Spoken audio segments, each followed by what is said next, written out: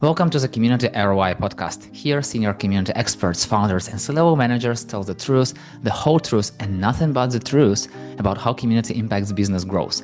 By listening to these conversations, you'll get actionable steps on how to connect community goals with business goals to skyrocket business growth while still bringing extreme value to community members. My name is Yurii. I help people and brands shine through communities and personal connections. And my guest is Michelle Baltrusitis, head of community and social impact at Fiverr, not Fiverr, Fiverr, who's helping freelancers and underrepresented entrepreneurs grow through community, coaching, and real opportunity. So some people build communities, some people build systems. Michelle does both, from social impact to business acceleration. So welcome, Michelle. Thank you so much for having me.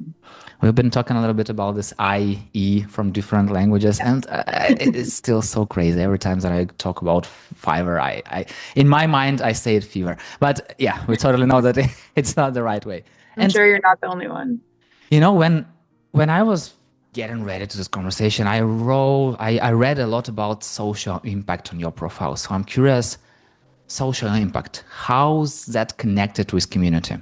Yeah, so I can give you a bit of the background because I actually fell into community somewhat accidentally, actually. So I started my career in management consulting, really wanted to kind of climb a steep learning curve quickly, learn the language of business, and then take that to a social impact environment, which is exactly what I did. I was in management consulting for 2 years, and then I was actually the first dedicated social impact hire at Fiverr.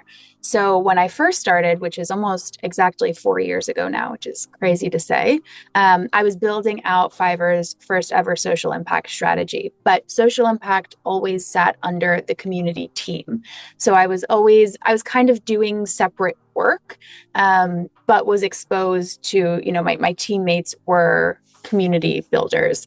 And so after about 2 years, an opportunity presented itself for me to lead the community team and kind of step into a little bit of an unknown. Again, I really didn't have too much of at least a formal community building background. But I actually think social impact really, and that experience really set me up for success in the community side because I got really used to talking about something that you had to do a lot of convincing around it, right? Like you have to tie social impact to business goals. You have to explain to people why it's important, what the business case is, what the value is beyond just impact. And I think a lot of those same themes and the way that I was able to build trust with leadership, doing that for social impact, I was actually able to carry that over to the community side as well. It's fun that you mentioned that because I feel like that's the number one challenge that many community builders are struggling with is tying community to business impact. So basically, you're still, going in the same direction, still talking about business, but having your background, like in this consultancy part, I believe that it's a good way to start, because many people are still kind of like trying to be human, which is nice. Yeah, community builders are humans, but we still need to connect it with business because otherwise, who cares? And I'm curious, what is one community activity that you enjoy the most and why? Yeah, I think the thing that I've loved the most about leading the community team at Fiverr is building internal advocates, actually. So, again, that probably relates to my background, but I lead a team of 3, and so really getting them to see themselves as the voice of the community and getting them to carry kind of that passion and that POV in every meeting and decision that they make, and then beyond them, getting internal advocates and like kind of seeing that moment where it clicks for someone, where they understand the real potential of community and how they can leverage it to achieve their goals. I love that. And I think it's a challenge, but it's an exciting one. And I think that's been my favorite part of leading the team. I feel like building internal advocates, it's like the number 2, the second challenge that community builders are dealing with. First is Yeah. like getting business value, and second, finding these advocates, getting like stakeholders buy-in, working with other teams. So let's dive deeper into this part. If you want to build internal advocates, where do you start?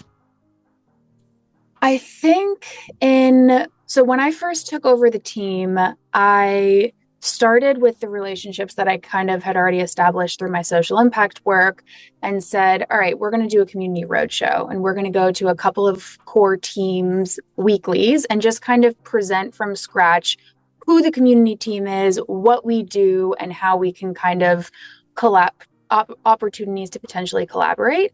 And so I think it's really just like person by person. And what I've really enjoyed is, once you convince someone on, let's say, the product marketing team, the power of kind of community and the work you're doing, and then they're the ones then advocating for your team and bringing other people in, and people are then coming to you saying, hey, so and so mentioned that you do this or that I should talk to you. I've found that it's been a little bit of a snowball effect in that way. But yeah, kind of just starting with the relationships I already had and making sure they really understand what the function is and where it's headed. You always have to start somewhere. And I can imagine when you are joining randomly someone's weeklies, they'll be like, what? But Exactly. when you are to join this weekly meeting, how do you prepare for that? Yeah, I think one, like for something to land, obviously we have a base, like a basic deck that we have, but also always considering when you're going into those meetings, who is your audience, right? So the way that you talk about that deck and frame the community work that you're doing is going to be very different when you're talking to a product team versus a CSM team. And so always kind of having that context and preparing how you talk about what you do differently, I think is super important. What are your favorite teams to work with? So we sit under the marketing team. And because of that, we work very closely with social. We love working with social. We work with PR as well very closely. And then product marketing as well is a big one for us. Let's go back one step. And what is your definition of a community for business? Yeah, I think in a business context, community is leveraging long-term relationships with your most engaged users. And those relationships can be built on either a shared identity or a shared purpose or shared interests. And I think the way we talk about it internally is those long-term relationships is actually what drives product stickiness, what drives product loyalty, advocacy, and feedback as well on the product. And how do you get other teams buy-ins? I mean, like, so we were talking about going to their weeklies, about like presenting community and doing this roadmap show. And what's next? Like, how do you work with them in a way that, hey, community is not something to add to your plate, but Mm-hmm. hey, here is how it can grow, how it can help you to grow, or like how do you present community's value for other teams? Yeah, I think the first step is always understanding how can I position this work in a way that makes them feel like this is an avenue for them to achieve their goals. So really trying to understand like what that team is trying to accomplish and then how community can kind of slot into that as opposed to like, can you help with this? This is like an extra thing unrelated to what you're focused on. And a good example is a collaboration we recently did with our CSM team. We have community.fiverr.com, which is our community hub. And we really heard from the community that they wanted to hear more from folks at Fiverr. They wanted to hear about trends on the platform and just what should they know to grow their business on the platform. And so we needed success managers and we needed that team's leadership buy-in to be able to give some of those success managers time to write these pieces, to find the information. And ultimately, the way that we pitched it was freelancers only get CSMs if they are part of a paid-in program, Seller Plus. And so we said, yes, we're leveraging your team to do this work, but this is also lead gen for the Seller Plus program because these are insights that your CSMs are sitting on. And if we publish this as a community content piece, it's actually visibility for the Seller Plus program. And so framing things like that, I think, has made it easier for us to get, buy-in when we need other teams' time on initiatives. Talking about the community goals, something that you are actually working on right now at the moment or worked before. So what is your favorite? What inspires you the most in the community work? Yeah, I think specifically with the audience that I've been working with, which is freelancers, I love thinking about community enablement and how are we creating structures and spaces for community to share insights with each other, to educate each other, to make each other better, especially when it's something like your career or the service that you're freelancing in. So yeah, I really love thinking about community enablement and all the things kind of related to that. How does it feel to work with freelancers? Why I'm asking, because I'm a freelancer myself and I'm working with freelancers. And for me personally, freelancers are the people who want to learn, who want to connect, who want to be forward. I'm curious from your experience, how does it feel to engage with them and bring them together? Yeah, I mean, it's great. Like freelancers are ultimately entrepreneurs. A lot of them have built their own agencies, their own businesses on the platform. And so it's super inspiring to see a group of people who, are kind of cutting against the grain. A lot of them are doing this full time. They're forging their own path, which at times is way more difficult than maybe a 9 to 5 where everything's kind of spelled out for you. So I've loved hearing freelancers' stories. Everyone is different, and just hearing how like the platform has impacted their trajectory and what the life it's kind of enabled them to live. It's been great. And of course, yeah, there's kind of this craving for learning and doing better and continuously improving their craft, which is awesome. And what is the business goal behind the community for Fiverr? Yeah, so I think the business goal is, well, for Fiverr, maybe more so than some other organizations, our community is our product. And so if we're educating our freelancers, whether that's how to best leverage a product feature or, we recently did an AI webinar series around how to stay ahead of the curve. What are some things around AI that you need to know to stay ahead of the curve in freelancing. Ultimately, where I'm getting at is when our talent is strong, our marketplace is strong. And so, yeah, I think educated, enabled freelancers, they're delivering better work, they're attracting more buyers, they're staying on the platform. And I think community is one of the vehicles that can help the company achieve that goal at scale. I talk to many freelancers, and it's usually not never the thing that one freelancer is like sticking to just one platform. They're always everywhere. They have like accounts on different platforms. They're in contact with different agencies and stuff because I know that like 5 years ago, it was a little bit easier to find freelance work because people were reaching out to you with projects. And now it's like tables turned and freelancers are reaching out to companies with projects. And many freelancers are telling that they don't trust companies because they say, oh, companies want to make money on us. And I'm like, yeah, but they also bring you projects. Have you thought about that? And freelancers, yeah, maybe. So how do you win trust? How do you win freelancers trust with the community as like a Yeah. part of the company? It's such a good question, and it's such a big topic that we talk about internally. Like, how can we leverage our community to increase trust in the platform?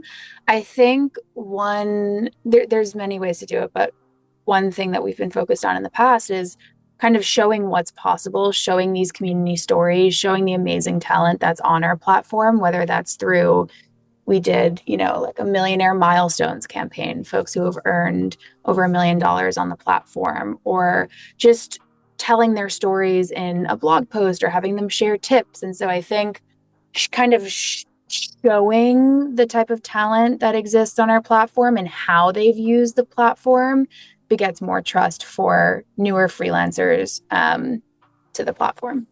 And what freelancers gets for like what's in it for them? For those who are sharing their experience, for those who are presenting, like why do they do that? Yeah, visibility is one, for sure. But I think we've just seen a really natural interest in freelancers wanting to share their success story as well. But visibility doesn't hurt as well across our numerous channels. Share with me an example of some memorable experience, something that you've had through the community that you loved as a human yourself, and that has also helped to move the business goals? Yeah. So about a year and a half ago, we did a big product launch. And we had this big event in New York, and we invited a lot of community members. And later that night, after that product launch event, we had a very intimate dinner with some of our top freelancers on the platform and some leadership, including our CEO. And at one point, I think there was only around like 15 to 20 people at the dinner. We were going around the table, introducing ourselves, and the freelancers were saying, who they are and their story kind of on Fiverr. And the woman next to me just burst into tears, was very emotional telling her story because Fiverr really changed the trajectory of her life. She was one of the ones who had made over $1 million on the platform. She was able to buy a farm, have her first kid. She bought some horses and started this rehabilitation center. And so she was just kind of getting into all of the details of her life kind of before and after the platform. And I just remember thinking how powerful that was, that as community, we kind of created that intimate space and room with the CEO there to share that story. And the CEO wound up being moved by the story, and we were ringing the New York Stock Exchange bell the next day, and he actually invited her to be the person to ring the bell. So it was a really cool experience to kind of see that we had created that space and what that had kind of resulted in.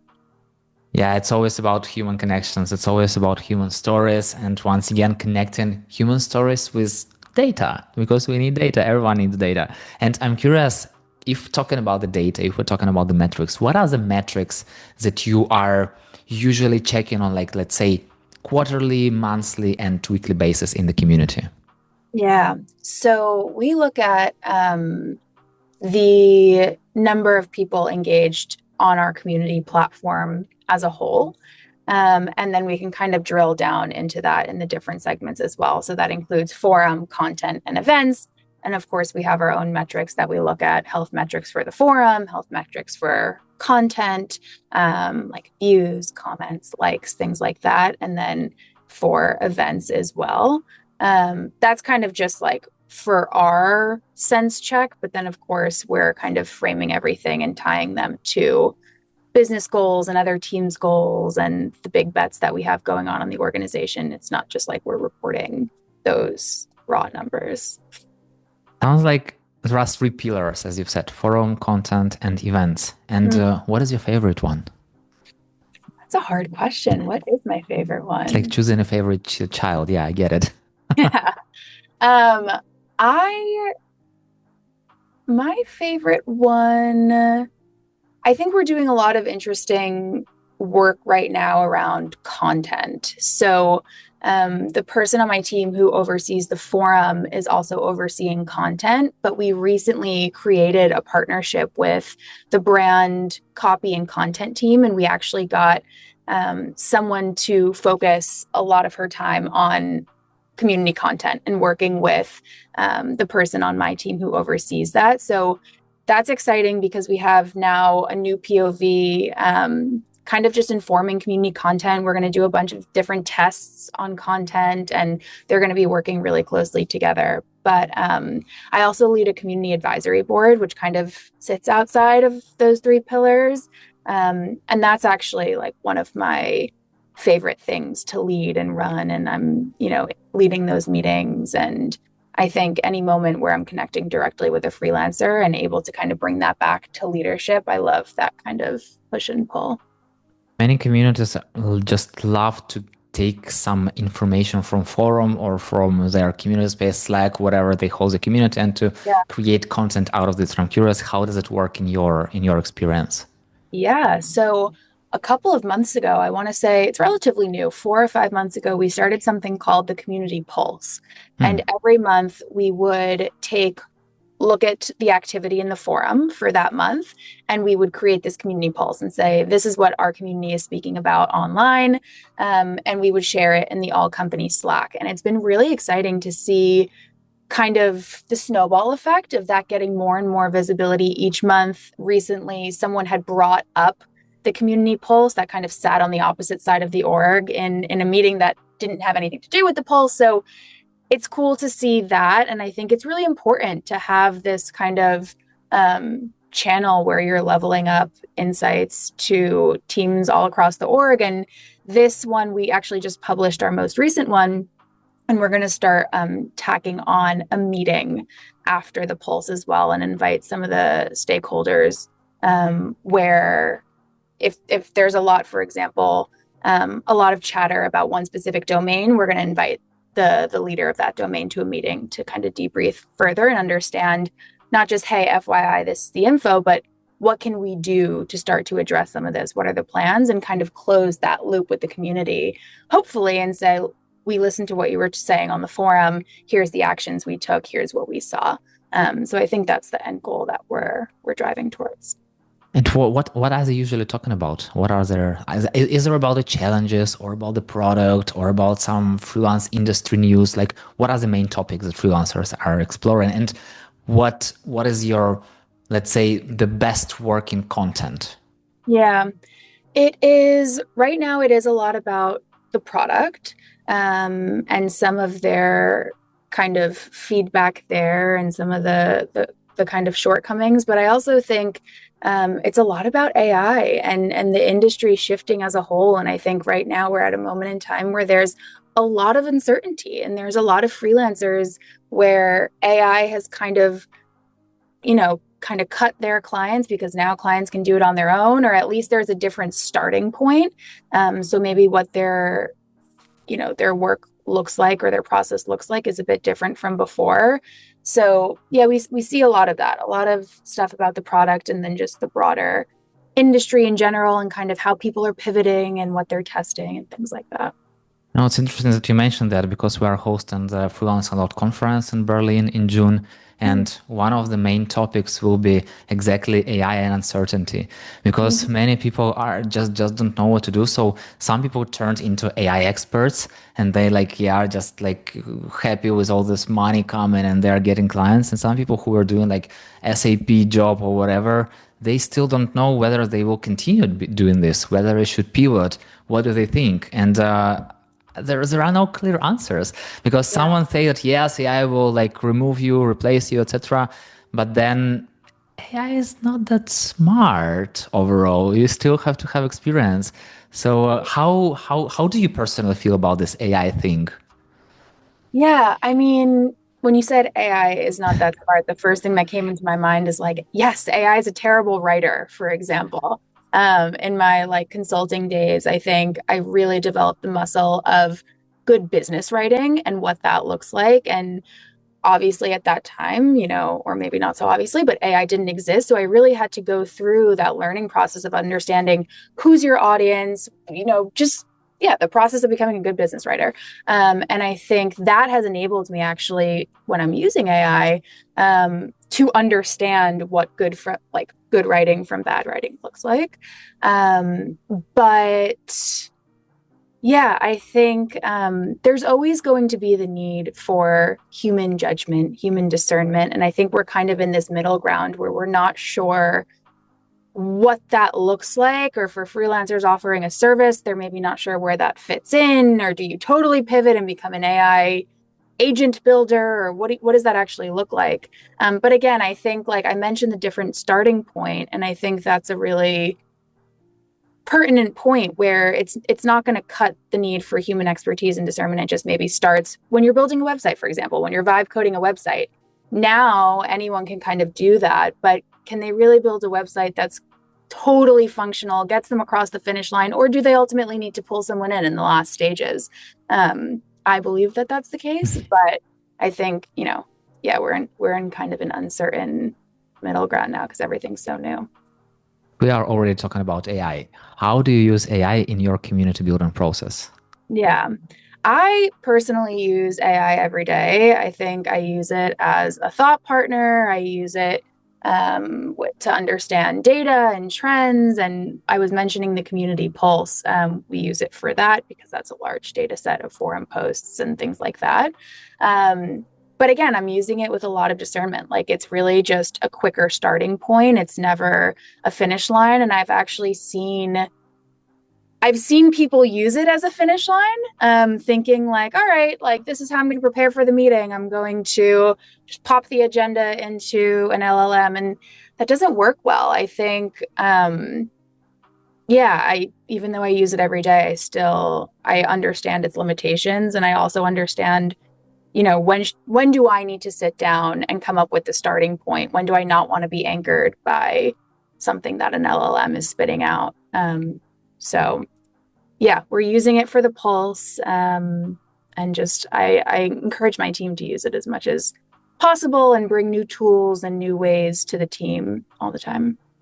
Use AI, but remember to use your brain. Yeah, it's kind of like the good way to approach it. And kind of talking about the tools, you mentioned tools. What does your tool stack looks like in the community space? Yeah, so we use a platform called Gradual, and they're kind of an all-in-one community platform. I had mentioned the three pillars: content, forum, events. All of those three pillars live under Gradual. So we actually made that shift a little over a year ago, and it's been incredible. It's easier from a data management perspective, having everything in one place. It's even easier from like getting internal advocates, because I'm able to say like, this is community.fiverr.com. Everything lives here. And we actually try to enable as many teams as possible to use Gradual as well. So for example, our CSM teams run a program called Kickstart. It's for new sellers. They used to run these sessions on Zoom. Now they run them on Gradual. And that was considered a win for us. So we're always trying to get other teams to use the tool as well. And that's really our main tool that we use, honestly. When we do live stream events, we use Restream. But those are kind of the two big ones as of right now. Shout out to Joshua from Gradual, because I asked him about his story, and he told me that he loved products so much that he finished working for them, which is like, yeah, it makes a lot of sense. And if we are talking about inviting other teams to use community product, like the community tool stack that you are using, what is the biggest challenge in inviting them to collaborate? Biggest challenge in inviting them to collaborate. I think a big challenge that we think about in general is building community takes time, and there's kind of a lot of work that has to go into it in the background, and a lot of cross-functional collaboration that needs to go into it in the background. But then there's also like more pertinent, more visible projects that community needs to be working on as well, and pulling in other teams as well. And I think finding that balance between building a really strong foundation for the community versus like certain things that come up, and collaborating on higher urgency one-time things, I think that's been tough. Like, when do you ask teams? You kind of have to strategize what you're asking and when.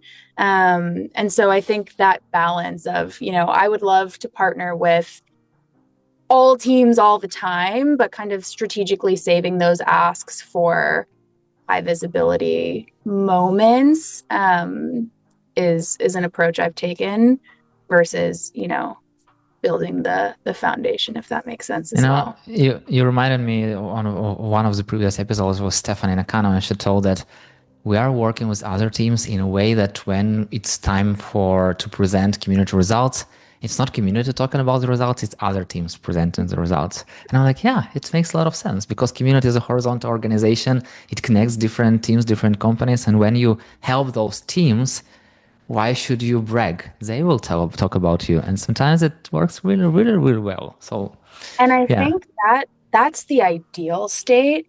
I think what we find is that we've done a good job of conveying the value of community. And a lot of teams are like, yes, that sounds great. We're ready to collaborate.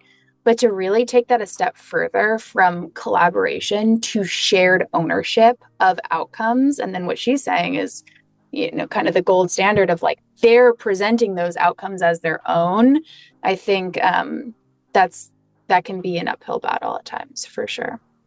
You touched a little bit on presenting outcome, by the way, when you told that you share community polls and Slack and how it works and what community is talking about. But how do you overall present community impact? Do you have some kind of report, or maybe you have some dashboard? Like, how do you present community impact to management? So I report directly into the CMO, which is great. But we have something that we're trying to do now is we have our bets that all of the company is focused on. So we're actually in kind of a new process where we're reframing our KPIs and success to fit those bets. So we're in that process to understand what that looks like right now. But beyond that, it's kind of just understanding like what is important to leadership and how are you framing what you're doing in the way that hits on those important things. No, you made it sound so easy. You have to just to understand what as the leadership, what do they care about. But I feel like it's the number one challenge that many community builders are dealing with out there. So how do you understand what management, what leaders, what business is actually focusing on? How do you translate business language into this actionable community insights? I think there's two things. One, asking, right? No, it doesn't work now. but that comes from a relationship of trust. And I really do have a strong foundation with leadership and my manager enough to say, like, what do we care about? We believe in this because we believe that it's going to make a community impact. But what are your thoughts? Here's my hypothesis on how this relates to the business. Does this resonate with you? And kind of pivoting from there. And I think just trial and error over the past couple of years of presenting things, seeing kind of what grabs attention. And I know, maybe this is more in the social impact space where social impact teams are kind of moved around to different leaders. And I think that actually does a really big disservice to when we're talking about things like this and building a relationship of trust and understanding what matters to them. I think because I've kind of been under the same function for a while and working with similar people, I'm able to build upon that. And after 4 years, really understand what resonates, what doesn't, and how to frame kind of what we're doing and our success metrics to fit that. You already told a little bit about the social impact and how it's similar to community. And just to recall once again, so what is one like very similar thing, maybe the same thing with social media, social impact and community, and what is the main difference? One similar thing, I think, I can talk specifically about a program that we run on the social impact side, which in essence can be viewed as a community program as well. So the main social impact program that I run at Fiverr is called the Future Collective. It's a business accelerator for underrepresented entrepreneurs. So we're in our 5th year now. We've scaled the cohort size every year. This cohort is 22 entrepreneurs from across the United States, and they come into this accelerator program for 6 months, and they get capital, credits, mentorship, one-on-one coaching to grow their business over those 6 months. And so it's been really great to see the community, the alumni community that's created. I think there are, relationships that we've created there that have been great. And so I think in terms of like similarities there, I think we see a lot of organic advocates after that community. They're, of course, entrepreneurs. They're on the buyer side, but similar to community, when a community program is done right, you will get organic advocates for your brand coming out of that initiative. And so I think in that sense, like that social impact program and some of the community work we do is similar. How it's also similar in the sense that like it's longer term ROI, I would say. I think compared to, sometimes I'm jealous of my peers in marketing where it's like one campaign and it's done and you measure the metrics and then you're on to the next. Whereas community and social impact, you're continuously building upon a program, or you're building upon impact. And sometimes it takes a little bit to see kind of the fruits of your labor. In terms of how they are different, I think social impact is under a lot of change right now. And a lot of social impact functions are being kind of looked at and questioned. And I think I don't, with community work, you're always trying to kind of obviously prove the value more so in a way than a PMM team would have to, for example. But yeah, I think I'm excited about the direction of community work and where it's headed. And I'm excited about social impact as well. But I think social impact is more influenced by like macro factors in a way that community is not. It's so fun that you mentioned about long-term ROI and having this fast results about marketing. I also compare it with sales, because with sales, you will call to 100 people and then 20 buy, and you already have like cash on the bank account. It's like super easy, very understandable. There is no like this intangible part. Like you can touch the money. You can clearly understand what's happening. And with the community, sometimes, I'm doing community for like a year and then what's happening, like where are the results? So I feel there are some smaller parts, and then like it's so much more, we can do so much better. And it's all about getting, like, once again, for many community builders, it's all about getting people invested in the community. Because if you are showing what's going on and other teams like meh, yeah, it works, but not that nice as marketing campaign, or yeah, sales do better. And how do you get leadership buy-in? How do you get them invested into the community, knowing that it's a long-term ROI? Yeah, I think finding gaps within your organization, seeing what people are trying to move the needle on, and trying to kind of hitch the community cart onto that and say, look, this is something that you care about. This is how community can maybe move that needle, whether it's in the short term or the long term.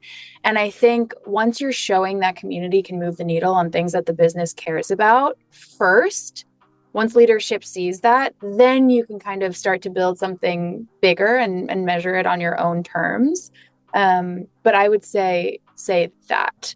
And I think something you said made me think about, maybe it's unrelated, but I had this thought where success for me is when other teams are talking about community in a room where you're not in.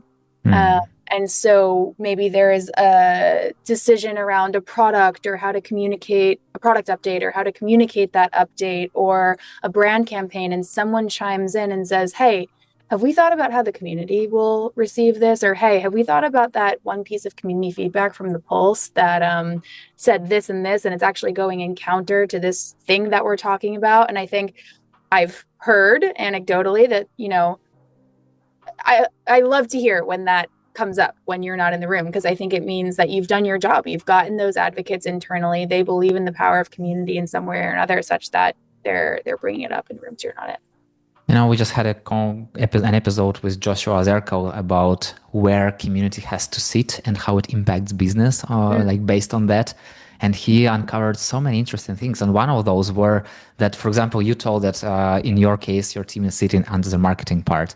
And he told that community is horizontal. Well, everyone is talking that community is horizontal organization. And what actually limits community sometimes, that it's assume that if you are sitting under marketing, you can only impact marketing.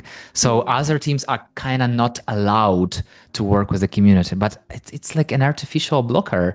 Everyone has to work with the community. And the faster people understand the value of the community and what they can get for their teams, for their own success, the better. It's pretty simple. People like, go build communities, go talk to community experts. Like they do not want to add more work to your plates. They just want to co-create together. And like it's all about business goals at the end of the day. You need to work together, not just like fight who will do what.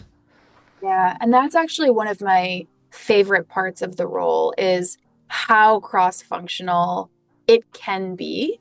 And I even see myself, so Fiverr has a New York office and it's tiny, and I am working with I'm working so cross-functionally. I'm working with our vertical team, our product team, our PMM team, our teams that maybe other people on marketing aren't working as closely with. And I think like that is something that all community leaders should aspire to do is at least if you're not directly working with a lot of teams, having relationships with those teams, because again, like even just having the awareness and having someone believe in community, that can come back around in unexpected ways in the future.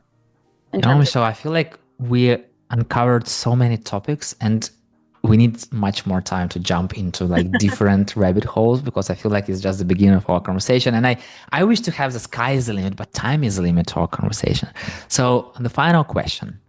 What is one thing to do right away for someone struggling with identifying their community ROI?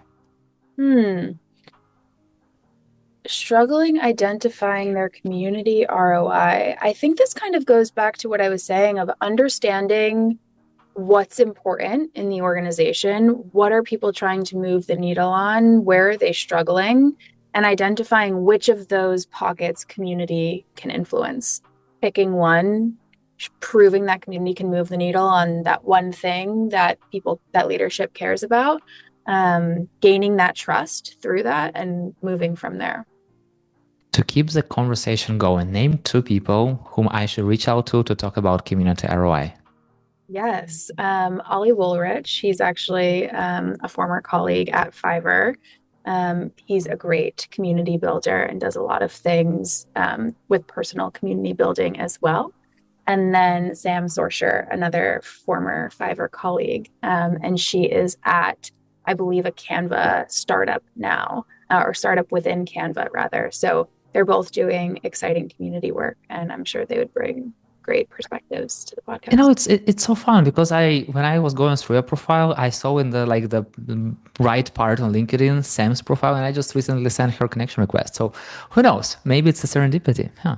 You never know. And we started with this question. So you told me that you heard it on the previous episode. So what is one question about community ROI that I should have asked you but didn't? Yes, I think you kind of asked me it when you were talking about social impact, but I think asking community leaders their background, how did they get into community? What, have they always worked in community or what their kind of experience is prior? Because I think community at times can be so nebulous and people's experiences, dictate how they approach the function. So that's personally something that I would be super interested to hear how people fell into community and what their skill sets looked like before then. It's so fun because as you mentioned, you became an accidental community builder and like 99% of people I know exactly the same way. Oh, so really? there was not a single, okay, there was one person who told that they know that they wanted to be a community builder because of the family and stuff.